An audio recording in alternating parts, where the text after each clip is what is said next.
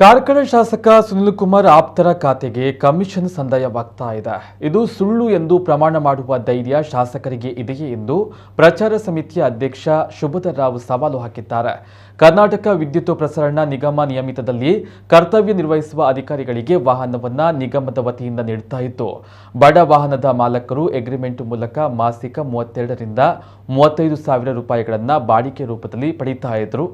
ಸುನಿಲ್ ಕುಮಾರ್ ಇಂಧನ ಸಚಿವರಾದ ತಕ್ಷಣ ತಾನು ನೇಮಕ ಮಾಡಿದ ನೂತನ ಎಂಡಿ ಮೂಲಕ ಅವಧಿಗೂ ಮುನ್ನ ಆ ಎಲ್ಲ ಅಗ್ರಿಮೆಂಟ್ಗಳನ್ನು ರದ್ದು ಮಾಡಿಸಿ 603 ವಾಹನಗಳಿಗೆ ಏಕ ಟೆಂಡರ್ ಮಾಡುವುದರ ಮೂಲಕ ತನ್ನ ಆಪ್ತನ ಮಾಲಕತ್ವದ ಟ್ರಾವೆಲ್ ವರ್ಲ್ಡ್ ಸಂಸ್ಥೆಗೆ ಬಾಡಿಗೆಯನ್ನು ಹೆಚ್ಚಿಸಿ ಮಾಸಿಕ ನಿರ್ವಹಣೆಗೆ ಕೊಟ್ಟಿದ್ದಾರೆ.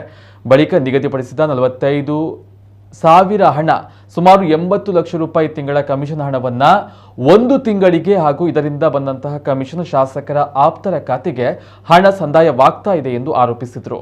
ಸುದ್ದಿಗೋಷ್ಠಿಯಲ್ಲಿ ಬ್ಲಾಕ್ ಕಾಂಗ್ರೆಸ್ ಪ್ರಧಾನ ಕಾರ್ಯದರ್ಶಿ ವಿವೇಕಾನಂದ ಶೆಣೈ, ಜಿಲ್ಲಾ ಪ್ರಚಾರ ಸಮಿತಿಯ ಉಪಾಧ್ಯಕ್ಷ ನಿತ್ಯ ದಿನಕರ ಶೆಟ್ಟಿ ಉಪಸ್ಥಿತರಿದ್ದರು. ಶಾಸಕರ ಆಪ್ತರಾಗಿರುವ 60 ಜನರು, ಅದರಲ್ಲಿ ಸಂಬಂಧಿಕರು, ಮಿತ್ರರು, ಕುಟುಂಬದವರು ಮತ್ತೆ ಅವರ ಆಪ್ತರಿದ್ದಾರೆ. 60 ಜನರಿಗೆ ತಿಂಗಳಿಗೆ ತಲಾ 25,000ದಂತೆ ಅವರ ಖಾತೆಗೆ ಬರ್ತಾ ಇದೆ. ಇದು ಸುಳ್ಳು ಅಂತಾದರೆ ಶಾಸಕರು ಪ್ರಮಾಣ ಮಾಡಿ ಹೇಳಬೇಕು. ನಾನು ಸಿದ್ಧರಿದ್ದೇನೆ, ಅವರು ಸಿದ್ಧರಿದ್ದಾರಾ ಅನ್ನುವಂಥ ಪ್ರಶ್ನೆಯನ್ನು ಈ ಸಂದರ್ಭದಲ್ಲಿ ಅವರು ಕೇಳಿ ಬಯಸ್ತೇನೆ.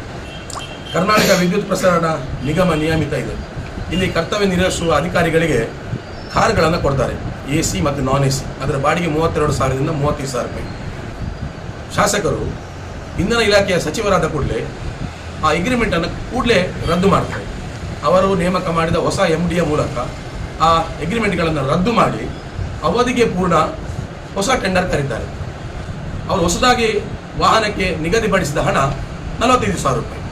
ಮೊದಲು 32 ರಿಂದ 35 ಕೊಡ್ತಾ ಇದ್ರು, ಇದು 45,000 ರೂಪಾಯಿ ಮಾಡ್ತಾರೆ.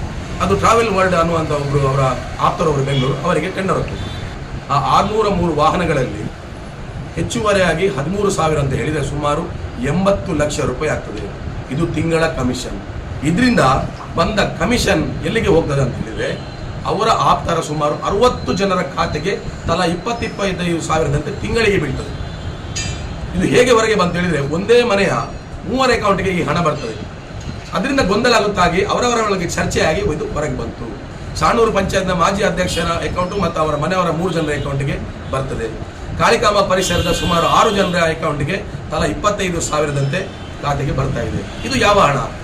210 ವಾಹನ ಟೆಂಡರ್ಗೆ ಮಂಗಳೂರಿನ ಮೆಸ್ಕಾಂ ಕರೆದದ್ದು.